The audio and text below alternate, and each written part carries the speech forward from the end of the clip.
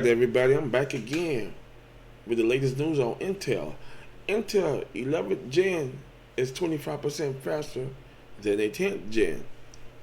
It better be, because if it's not faster than the 10th gen, that means the development probably made a big mistake and they need to figure out what the hell they did wrong. Now, if the 11th generation is not faster than the 10th generation, then something ain't right. I don't want to buy a new chip and it's still the same speed as the old chip. What was the purpose of coming out with it? So let's get into this good quick topic here. Alrighty.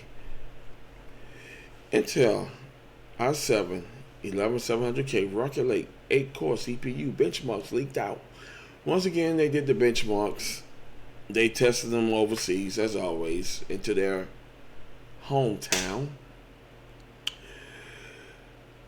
And Geekbench 5.0 gigahertz clock up to 25% faster than the i7 10700K. It's supposed to. It's supposed to be faster than the 10700K.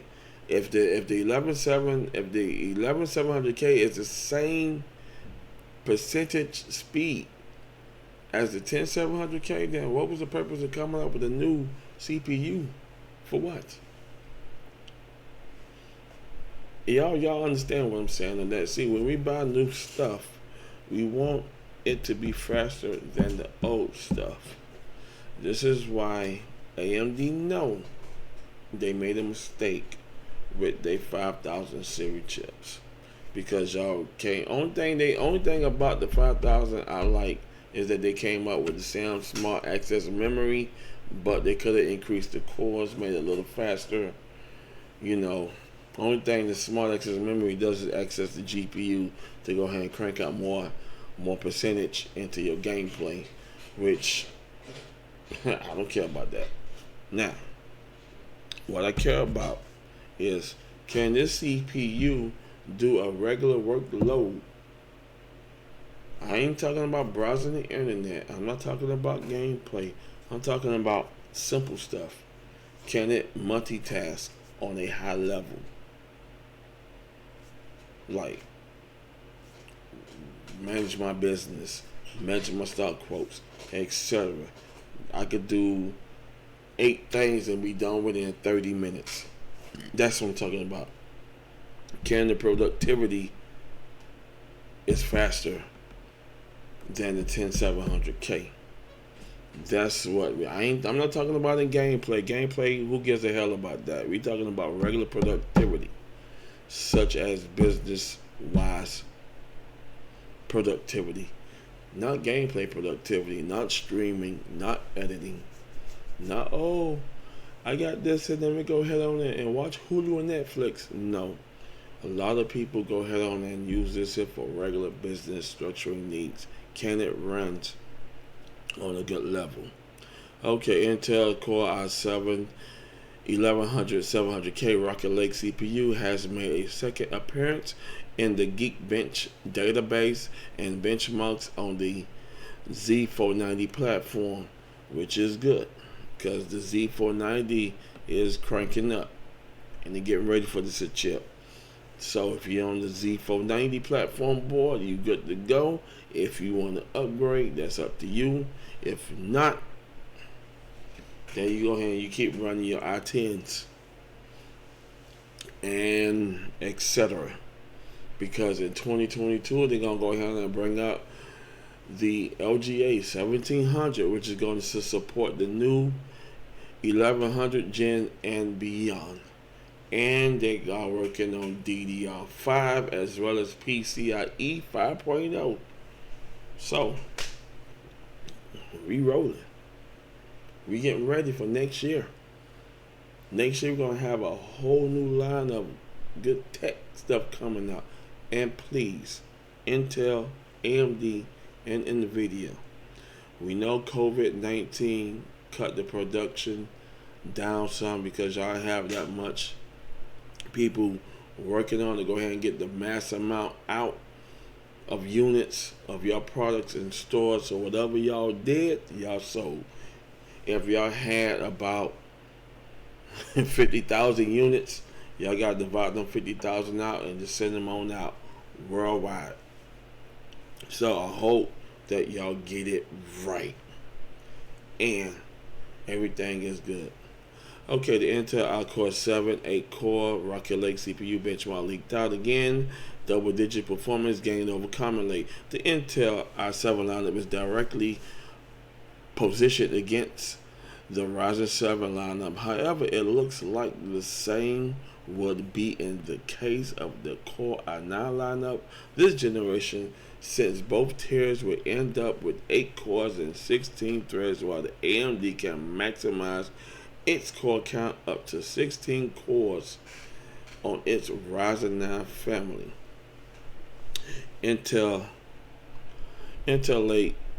8-core desktop CPU overclocked to almost 7 GHz on DDR4, 6,666 MHz on LN2 cooling on a 7590 motherboard. Wow. Intel has been reported to feature some massive price adjustments to match the Core i9 11900K against the Ryzen 9 5900X. This needs to stop. All this comparing and trying to outdo each other, we as consumers do not care. Only thing we worried about is this product good, and can it go ahead on and perform my productivity on a daily basis at a faster rated speed. We don't care about, oh, this needs to overmax this a certain processor. No. We want to know when we buy it, can it perform as what y'all say? Now, the Intel Core 11700K 8-core 16 thread, which is a good thing because y'all beefed up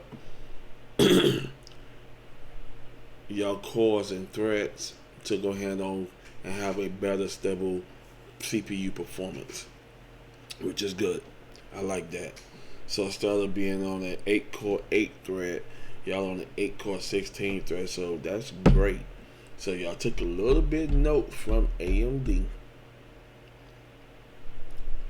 But one thing about this, the wattage of the CPUs is 125 watt TDP. So if you buying this new line 11 gen, make sure that your air coolers and your AIO coolers can handle this heat, so this baby will pump and they will go ahead and crank up. So make sure y'all keep this heat down on the low minimum and keep your PC running at per Mac peak performance. Coming up to the specification, we will see that the Intel won't be segmenting the cores and thread count on a tier below the Core i9. The Core i7 11700K features the same core configuration as the Core i9 11900K, but comes with a reduced clock speed. The chip is said to feature a base clock of 360 GHz boost clock and a 5 GHz on a single and a 4.6 GHz across all of its 8 cores. The CPU will carry the same amount of cache, so nothing has changed, but the main difference comes from the overclock, from the clock and the power limits. The lower bind chip will sit at around 225 to 250 watts. Damn, it's a lot of push on PL2 limiting, while the PL1 limit will be standard at 125. Alright, that's something good to know. Alrighty.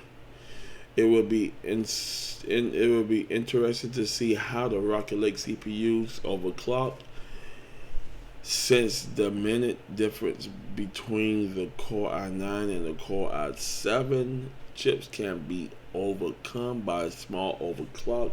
As for pricing, the Core i7 will also be cheaper than the Core i9. That's what I like. Y'all said it right there.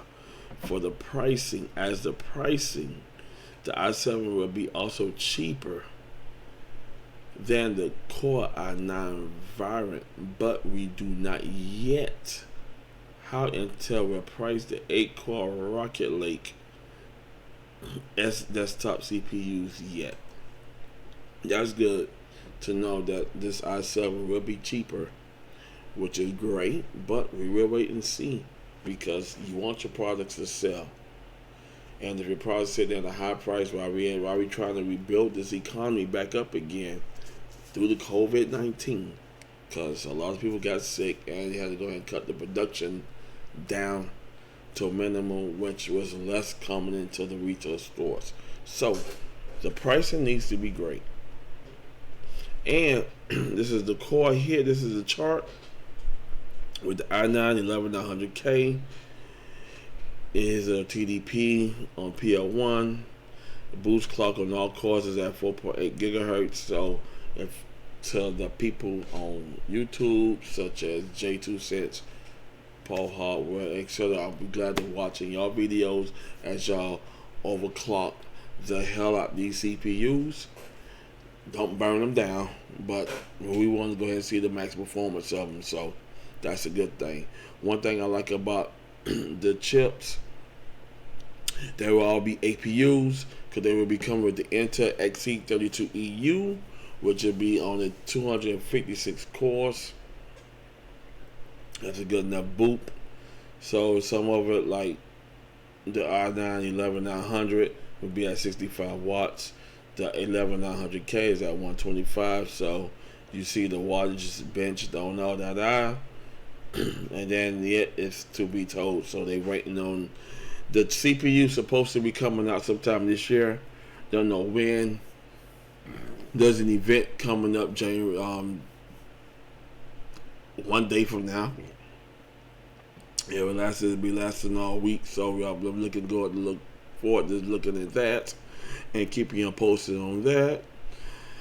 So the Intel i7-11700K, since the Intel was tested within a Geek benching for benchmark, the results will be a little different than what we have seen in a leaked Geek bench file results. Exactly. I want to go ahead on and see it myself when y'all send out these products to y'all sponsors, and they go ahead and run the tests on these chips, so we could go ahead and see how good these CPUs performs, and are they worth spending the money on. Because I'm the kind of type person, I don't want to spend my money on something that is not supposed to deliver as what y'all expect it to. And two, just like I said, I don't overclock anything. I leave my stuff in auto, and I let the board run itself with the auto clock and the overclocking stuff. So other than that, everything good. Now on the Gigabyte technology, on the Z490 Aorus Master, has supposed to be Geek benchmark scores, single core at 7,857. On the multi scores at 42,011. But once again, like I said, this is just their testing. I want to see the testing when they products get announced into the United States on the shelves. Y'all send them out to your sponsors. They'll go ahead and give us the feedback. And then as consumers like me, it will go ahead and let me know I need to go ahead and upgrade, or I need to go ahead and stay the same. Alrighty, thank y'all for watching this segment here. I will go ahead and put all the information in the description below. Go ahead and click the like button, subscribe to my channel, and y'all have a great night and an early, wonderful morning. Peace.